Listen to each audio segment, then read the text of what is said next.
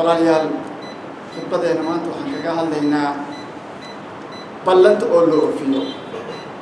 alwafaa bilcahdi ballanta oo la oofiyo waxay ka mid tahay diinta ay ka mid tahay ballanta oo la buriyana waxay ka mid tahay diin la'aan ay ka mid tahay qofka aan ballanta aan oofinaynin diin ma laha sida ninka amaanada aan gudanaynin uusan iimaan aan u lahayn laa iimaana liman laa amaanata lah walaa diina liman laa cahda lah qofka amaanada aan gudanaynin sidii looga talagalay iimaan ma laha ninka ballanta aan oofinaynina diin ma laha ballanta oo la oofiyo aad iyo aad ayay muhiim u tahay ballantu laba ayaa loo kala qaadahayaa mid u dhaxaysa addoonka iyo rabbigiisa iyo mid u dhaxaysa addoomaha dhexdooda labadaba waxaa looga baahan yahay qofka muslimka inuu oofiyo rabbi subxaanahu wa tacaala addoomihiisa wuxuu ka qaaday bani aadam wuxuu ka qaaday ballan iyagoo aabbahooda aadam dhabarkiisa ku sugan wuxuu ballan kaga qaaday in ay caabudahayaan ballantiina way qaadeen wuxuu ku yidhi miyaanan ahayn rabbigiinna markaasay yidhahdeen haa rabbiga annaga ayaa tahay ballanta laga qaaday waxay tahay inay caabudaan aynu u shariik yeelin keligiis inay caabudaan aynu u shariik yeelin wuxuu faray ay fartoomaan wuxuu ka reebay in ay ka reebtoonaadaan taas waa ballanta u dhaxaysa addoomaha iyo rabbi subxaanahu wa tacaala waa inay awaamirtiis ay qaataan nawaahidiisna ay ka tagaan waddadii toosanna ay ku toosnaadaan hadday sidaas samayn waayaan oy ballantaas ay buriyaan waa la ciqaabahayaa ayado fara badan ayaa ka hadlayo arrintaas haddii ay ballantaas ay fuliyaan sidii ay u qaadeen isagana ballan ugu fulinayaa janno ayuu geynhayaa wa awfuu bicahdii uufi bicahdikum oofiya ballantayda aad ila gasheen anna ballantiin ayaan oofin hayaaye ballanta ay rabbi la galeen waxay tahay inay rabbi caabudaan keligiis aynu u shariik yeelin amarkiisana ay qaataan oo waxa uu ka reeban ay ka reebtoonaadaan wuxuu farayna ay fartoonaadaan haddii ay sidaa yeelaan wuxuu ka ballan qaaday janno inuu geynayo cadaabkiisana uu ka fogeynhayo taas waa ballanta u dhaxaysa addoomaha iyo rabbi subxaanahu wa tacaala waxaa kale yacni marka ballan u dhaxaysa addoomaha dhexdooda inay ballamihii ay kala qaateen oo ay sidii looga tirigalay ay u gutaan ayaa loo baahan yahay wuxuuna rabbi subxaanahu wa tacaala aad u ammaanay dadka ballanta fulinhayo oo gudanhayo siday u qaadeen kuwaas ayuu aad u ammaanay wuxuu aad u caayay kuwa ballanta aanan gudanaynin waajib kasta oo ku saaran waa ballan waxaa lagaaga baahan yahay marka inaad gudato ayaa lagaaga baahan yahay sidii aad u qaaday inaad u gudato ayaa lagaaga baahan yahay rabbi subxaanahu wa tacaala isagoo yacni ka hadlahayo ballanta u dhaxaysa dadka wuxuu leeyahay dadkii ilaahay rumeeyeenow oofiya cuquud waxyaalaha ballanka oo dadku u dhaxay ayaa loola jeedaa ama ha noqoto becsharo ha noqoto ama ha noqoto mas-uuliye ha noqoto ama heshiis ha noqdo wax allaala waxay dadka ku heshiiyeen heshiiskaas ama ballantaas in la oofiyo ayaa la doonahayaa masalan laba ruux haddii yacni marka ballan ay wada galaan oo becsharo ah ballantaas inay sidaa u oofiyaan ayaa looga baahan yahay yacni laba ruux hadday deen kala qaateen ballan ay kala qaateen wayaana ballantaas inay oofiyaan ayaa looga baahan yahay laba dowladood haddii yacni heshiis ay wada galeen heshiiskaas inay sida yacni marka ay u wada galeen ay u oofiyaan looga baahan yahay dad haddii mas-uuliyiin laga dhigay oo umuur loo dhiibay oo ballan loo dhiibay waxa loo baahan yahay ballantaas loo dhiibay sideed inay ugu soo baxaan ayaa loo baahan yahay maxay la heshiis ayaa la wada galay ballan ayaa la wada qaatay ballantaas la qaaday sideed in looga baxa ayaa loo baahan yahay waad aragtay dadkii ana marka mas'uuliyiinta ah markii ay meel soo galayaan ama doorasho soo galahayaan ballan ay ummad u qaadahayaan waxa looga baahan yahay ballantaas ay qaadeen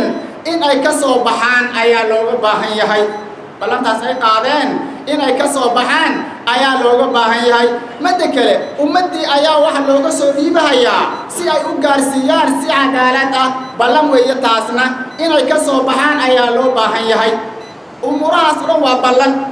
waana la isweydiin doonaa siduu rabbi subxaanahu wa tacaala uu noo sheegay ballamahaas oo dhan waa la isweydiin doonaa rabbi subxaanahu wa tacaala ayaa dadka weydiin doona oo sidaa looguma dhaafahayo qofka ballantii uu galay waa la weydiin doonaa ma sidii looga tirigalay ayuu ugu soo baxay mise ballantii ayuu buriyey waa la weydiin doonaa saa darteed ayaa looga baahan yahay dadka ballamaha ay qaadahayaan inay fuliyaan ballamaha ay qaadahayaan siday u qaadeen inay u fuliyaan ayaa looga baahan yahay hataa diinteen islaamka ah ma qabto haddii dad muslimiin ah iyo dad gaala ah heshiis aan marka ay samaystaan ballan ay wada galaan ballantaas inay ka baxaan allahumma haddii la ogaado dhinac inuu ballanta buriyey waa in marka loo sheego oo la yidhaahdo ballantiina waan ka baxnay ogaada yacni kadibdii waxaas looma baahno wax cad ayaa loo baahan yahay marka saa darteed rabbi subxaanahu wa tacaala wuxuu leeyahay haddaad ka cabsato gaalada nabiga ballantii inay buriyeen haddaad ka cabsato wa imaa takhaafanna min qowmin khiyaanatan dad ood ballan odoogasheen haddaad ugu cabsato yacni ballantii inay khiyaanaan buriyeen haddaad ugu cabsato yacni ballantii idin dhacaysay intaad u yeerto u sheego ana ballantii waan ka baxay ogaada heshiiskii waan ka baxay u caddee la yidhi ma ogi yacni marka yacni dagaal ku qaado dhib u geyso lama dhihin dhib u geyso lama dhihin maxaa le muslimiinta iyo gaalada heshiis way samaysan karaan heshiis way heshin karaan oo ballan way wada geli karaan laakiin waxaa loo baahan yahay ballantii la galay in laga soo baxo waa rasuulkii nabigeena calayhi salaatu wasalaam xudaybiye inuu heshiis ula galay quraysh inay dagaalka dhexdooda joojiyaan 10 sano shuruudaha ay kala qorteen nabigeena calayhi salaatu wasalaam ballantii dhinaciisa wuu ka ilaaliyey laakiin nimankii gaalada ahaa ayaa ballanta buriyey kadib yacni waa tii yacni marka sabab u noqotay in maka la furto waxaa loo baahan marka dadka ballan hadday wada galaan ama ha noqdaan dad muslimiina ama ha noqdaan dad gaala ama yaa waxay noqdaan ha noqdeene in ballantii la galay la ilaaliyo ayaa loo baahan yahay oo aanan meel looga dhicin oo aanan la burin maxaa la heshiisyaalo fara badan ayaa dhacaya shirkado dhexdooda ka dhici kara laba dowladooda ka dhici kara laba ruuxu ka dhici kara dad fara badan ayuu ka dhex dhici kara ballamahaas la galay ayaa waxaa loo baahan yahay in la oofiyo sidii looga tirigalay oo aanan la burinin ayaa loo baahan yahay haddaba yacni fadaa'ish ay leedahay maxay tahay iyo faa'iidooyinka laga helayo ballanta yacni marka haddii la oofiyo awalan ballanta oo la oofiyo waxay ka mid tahay tilmaamo oo tilmaamaha ilaahay ka mid ah maxaa yeelay rabbi subxaanahu wa tacaala ballantii uu qaaday mu buriyo ballantii uu qaaday mu buriyo sideeda ayuu u oofinaa ina allaha laa yukhlifu lmiicaad ilaahay ballantii uu qaaday mu burinhayo sida oo kale ballanta oo la oofiyo waxay ka mid tahay calaamo oo dadka ahlu yacni marka iimaanka ah calaamadooda dadku wax wanaajiyo calaamadooda ayay ka mid tahay rabbi subxaanahu wa tacaala wuxuu ku ammaanay dadka ahlu iimaanka ah dadku wax wanaajiyo inay ballantooda oofin hayaan ballantooda walmuufuuna bicahdihim idaa caahaduu waa kuwa oofinaya hadday ballan galaan ballantooda waa kuwa oofiyo saasuu le rabbi subxaanahu wa tacaala waa kuwa oofiyo ballantooda haddii ballan ay galaan tilmaamo fara badan ayaa lagu soo tilmaamay taas ayaa ka mid ah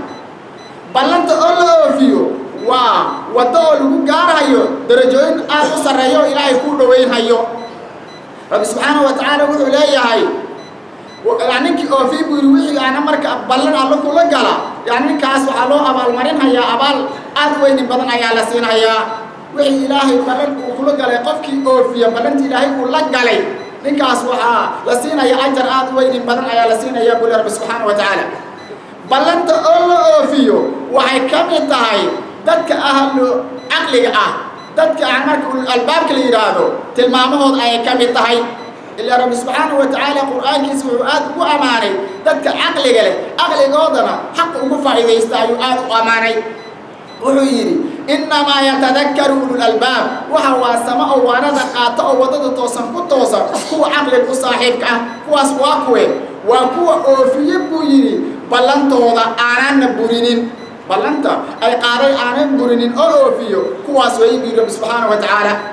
وحكم مركة المامها دت يعني مركة المناكسن سيد نبيالك أوكل مرسلين تا يعني مركة المامها وحكم بلانت أوفيو نبي الله إبراهيم عليه السلام والله امتحانات أردن وكسو باسي بلميه صدن وأوفيه وحاولنا إلا يريويل كاد الجورة وأوفيه دي بمصاب عن إله أيام مركة فرطي وحكمتها وحيالها يعني مركة أولو امتحاني سيقول نول أيا نار لوريدي مو أصلا عبساني بلنت إلهي ولا قال إنه ربي عبده إن عمله بالله حني وكسو بالنادي وحيالا فرق بدن أيا لغو امتحان نبي الله إبراهيم كل يعني مركو كباسي صادرت هذا وحلوه معنا وحالا يري وإبراهيم الذي وفى إبراهيم كبالن أوفين تبنا سيدا آكل نبي الله إسماعيل عليه السلام وحلوه معنا يعني مركو بلنت أوفيو كتبين أها إنه كان صادق الوعد وكان رسول النبي رب سبحانه وتعالى نبي الله إسماعيل وها كو بلند كتبيه فك الشيبه وسنبورين أيوها وحنا رسول النبي أيوها مركب بلند أولو فيو وحي كمتاي تلمامها نبيالك إيو مرسلين أي كمتاي بلند أولو فيو وحي كمتاي ددك الله كعب سنة أيو تلمامه أي كمتاي بلى من أوفى بعهده واتقى فإن الله يحب المتقين بيقول رب سبحانه وتعالى أرنا يا لنا سؤال هذا يري يعني كو أوفي بلنتوضا ورب يقول كعب صدا إلهي نوح جعل يعي كو رب سبحانه وتعالى كعب صدا بلنت أول أوفيو وحي سبب النغني نبت قليل إلا هلا أمان إلا هلا برواق إلا هلا حسلون إلا هلا أدوك أنا كنا لنهي إن أمدا أي إثبات باديان بيجي دل أنا لدادين حقوق بن آدم كله حفظيو أرمها صوتاً أيا كدلان هيا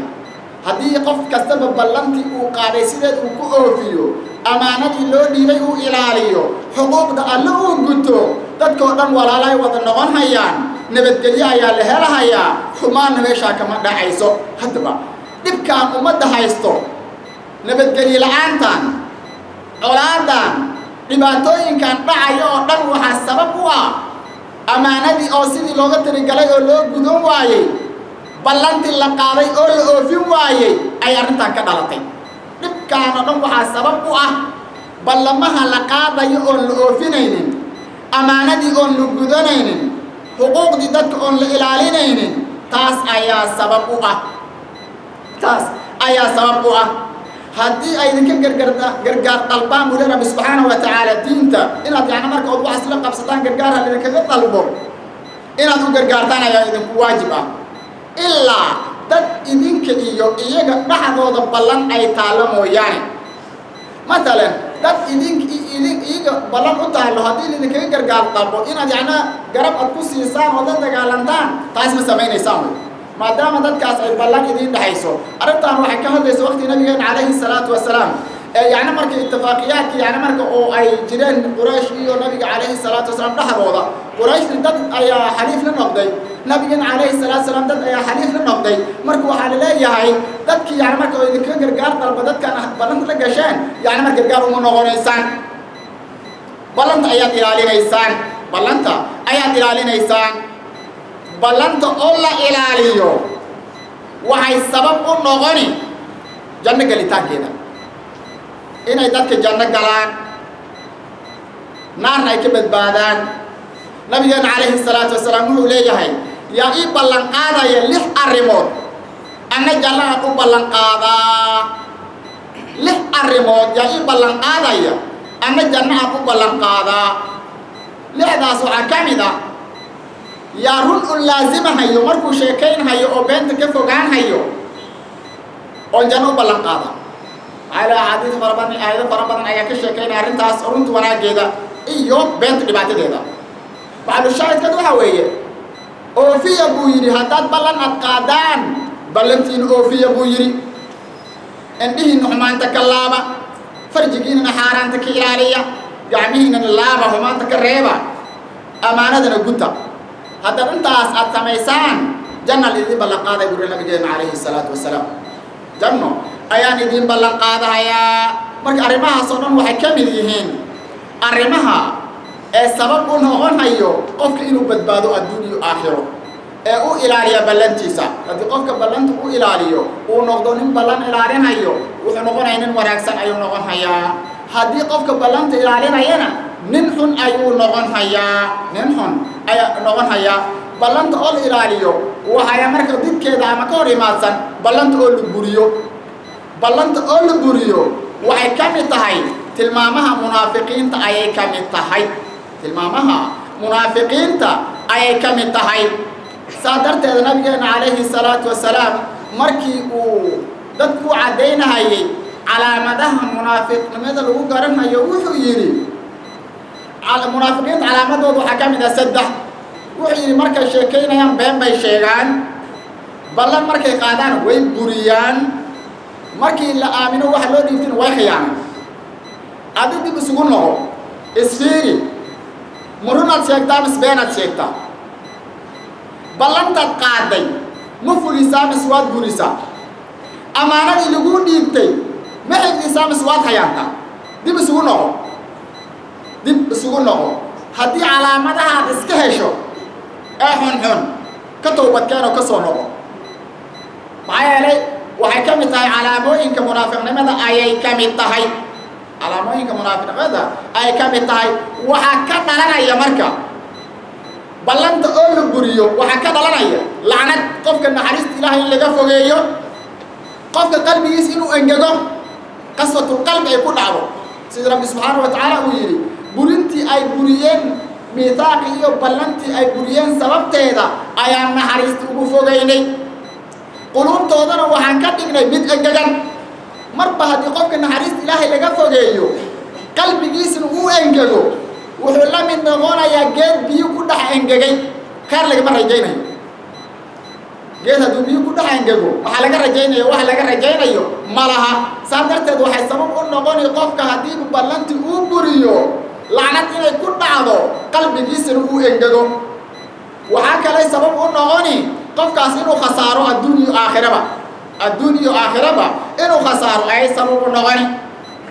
wuxuu leeyahay rabbi subxaanahu wa tacaala kuwuu burinhayo ballanta allah markay ballan qaadeen kadib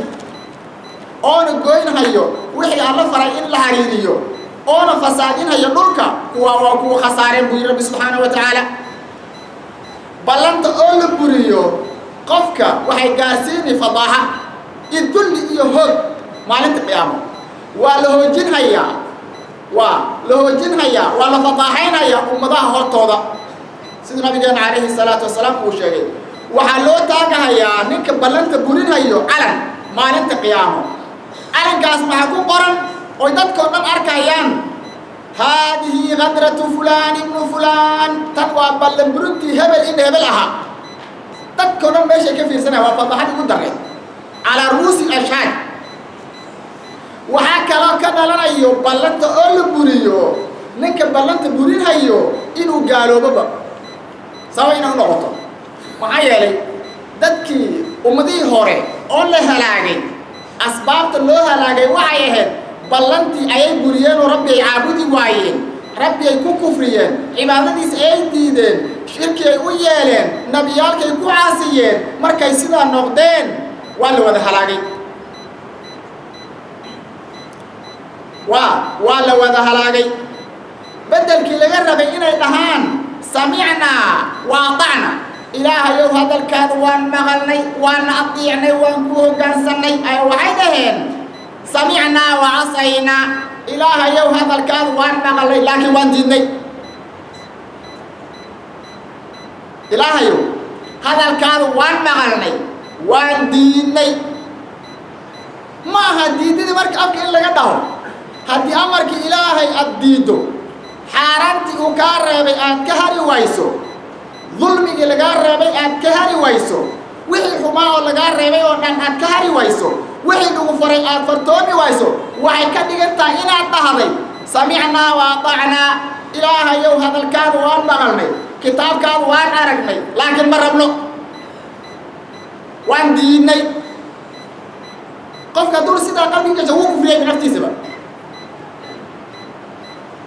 لك سادرت هذا كواسو على غير بنو إسرائيل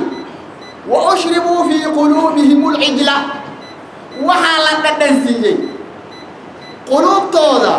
حب عبادة العجل دبي عبادة إعلان تتعالى بالنسيج ذاتك هذا الجوغرة